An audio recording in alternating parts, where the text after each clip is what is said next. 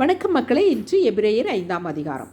அன்றியும் மனுஷரில் தெரிந்து கொள்ளப்பட்ட எந்த பிரதான ஆசாரியனும் பாவங்களுக்காக காணிக்கைகளையும் பலிகளையும் செலுத்தும்படி மனுஷருக்காக தேவ காரியங்களை பற்றி நியமிக்கப்படுகிறார். தானும் பலவீனம் உள்ளவனானபடினாலே அறியாதவர்களுக்கும் நெறி தப்பி போனவர்களுக்கும் இறங்கத்தக்கவனாய் இருக்கிறான்.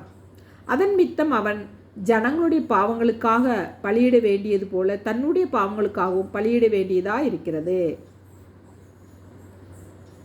மேலும் ஆரோனைப் போல தேவனால் அழைக்கப்பட்டால் ஒழிய ஒருவனும் இந்த கனமான ஊழியத்துக்கு தானாக ஏற்படுகிறது இல்லை. அந்தபடி கிறிஸ்துவும் பிரதான ஆசாரியர் ஆகிறதற்கு தம்மை தாமே உயர்த்தவில்லை. நீர் என்னுடைய குமாரன், இன்று நான் உம்மை ஜெனிப்பித்தேன் என்று அவரோடே சொன்னவரை அவரை உயர்த்தினார். அப்படியே வேறொரு இடத்திலும் நீர் மெல்கிசேதேக்கின் முறைமையின்படி என்றென்றைக்கும் ஆசாரியராக இருக்கிறீர் என்று சொல்லியிருக்கிறார்.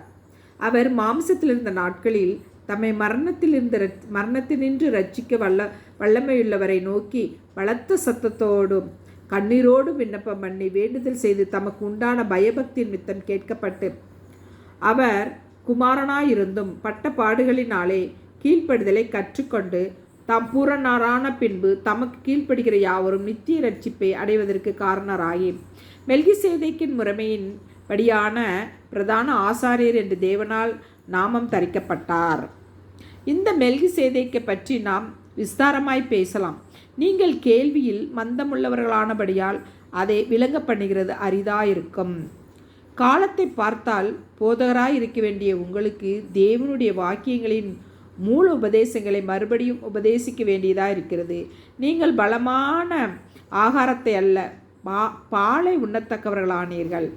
பால் உண்கிறவன் குழந்தையாய் இருக்கிறபடினாலே நீதியின் வசனத்தில் பழக்கமில்லாதவனாய் இருக்கிறான்.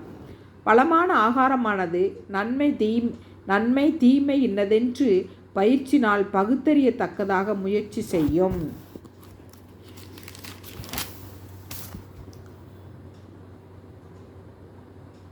ஞானந்திரியங்களை உடையவர்களாகிய பூரண வயதுள்ளவர்களுக்கே தகும். ஆமேன். மக்களே, வீடியோ பிடிச்சிருந்தால் லைக் பண்ணுங்கள், ஷேர் பண்ணுங்கள், சப்ஸ்கிரைப் பண்ணுங்கள். தேங்க்யூ.